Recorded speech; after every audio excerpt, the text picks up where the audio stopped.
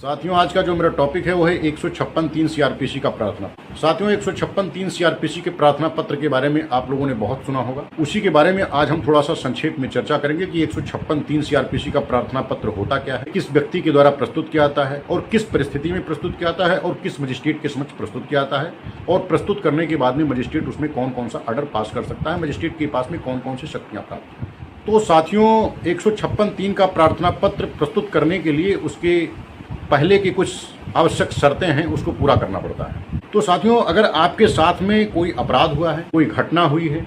कोई दुर्घटना हुई है, तो सबसे पहले आपको थाने पर जाना है और 154 सीआरपीसी के तहत उस थाने के प्रभारी निरीक्षक को आपको एक लिखित और या मौखिक जो भी जैसे भी आप उचित समझे अपने मामले की आपको शिकायत दर्ज करानी है। शिकायत दर्ज कराने के बाद में अगर वहां का जो प्रभारी निरीक्षक है, जो एसएचओ है, जो थानाध्यक्ष है, आपके मामले को एफआईआर के रूप में रजिस्टर्ड नहीं करता है, आपके मामले में कार्यवाही प्रारंभ नहीं करता है, आपके मामले में अन्वेषण प्रारंभ नहीं करता है, तब आप अपने जिले के पुलिस अधीक्षक के पास जाएंगे और वहां पर उसको एक शिकायती पत्र देंगे। अब साथियों, शिकायती पत्र आपने दे दिया, उसके बाद में भी आपकी सुनवाई नहीं हुई, तो आपको रजिस्टर्ड डाक से अपने पुलिस अधीक्षक साहब एक शिकायती पत्र, वही शिकायती पत्र आपको भेजना है और उसमें उनसे यह निवेदन करना है कि श्रीमान जी,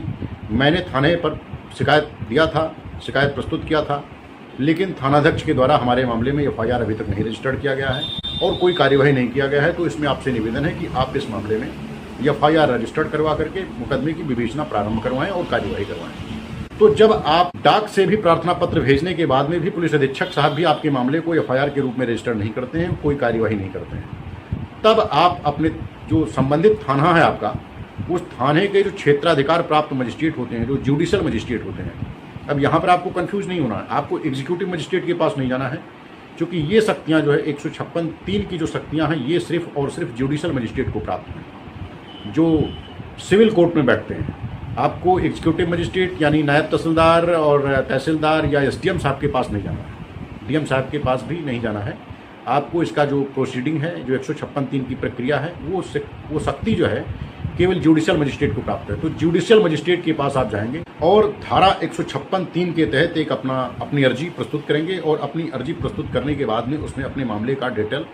में वर्णन करेंगे और बताएंगे कि साहब, हम जो है थाने पर गए, हमारी सुनवाई नहीं हुई, और पुलिस अधीक्षक के पास गए, हमारी सुनवाई नहीं हुई। तो ऐसी स्थिति में मैं न्याय के लिए आपके पास आया हूं और आप हमारे मामले की सुनवाई करके इसमें एफआईआर के लिए आदेश प्रदान कर दीजिए। जो मजिस्ट्रेट है वो आपके मामले की सुनवाई करेगा और सुनवाई करने से पहले थाने से एक रिपोर्ट मंगवाएगा कि इस मामले में अभियोग पंजीकृत है या नहीं। क्योंकि कभी कभी ऐसा होता है कि आपने जो इधर पुलिस अधीक्षक साहब को या थाने पर जो आपने शिकायती पत्र प्रस्तुत किया है, उसमें हो सकता है कि ऑलरेडी एफआईआर थानाध्यक्ष ने दर्ज कर लिया हो और इधर से मजिस्ट्रेट का भी ऑर्डर हो जाए, तो एक ही मामले में तो एफआईआर नहीं हो सकती हैं। इसलिए पहले मजिस्ट्रेट उसमें कार्यवाही करने से पहले, प्रोसीडिंग स्टार्ट करने से पहले, एफआईआर का आदेश देने से पहले वो थाने से एक रिपोर्ट मंगवाएगा और अगर रिपोर्ट इस प्रकार की आती है कि थाने पर आपका कोई मामला पंजीकृत नहीं है, तो वो कार्यवाही को प्रारंभ करेगा। अब कार्यवाही को प्रारंभ करेगा तो वो आपके मामले की सुनवाई करेगा और सुनवाई करने के बाद में अगर उसको लगता है कि आपका मामला अन्वेषण कराए जाने के लिए फिट है, मतलब पुलिस एजेंसी के माध्यम से इसका जाँच,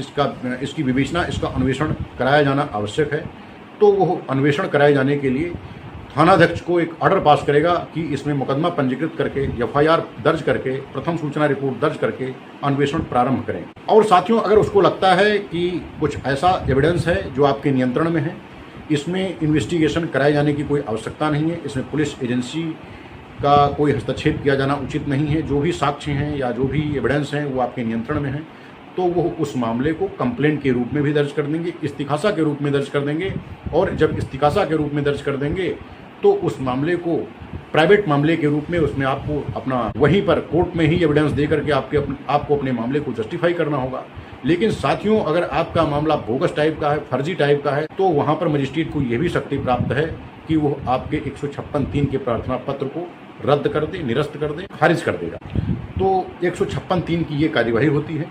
और डिटेल में जानकारी करने के लिए हमारे यूट्यूब चैनल को सब्सक्राइब कर लीजिए ताकि हमारे द्वारा दी गई महत्वपूर्ण जानकारियाँ समय समय तक आप सभी तक पहुँचते रहें। मिलते हैं फिर नेक्स्ट वीडियो में। धन्यवाद।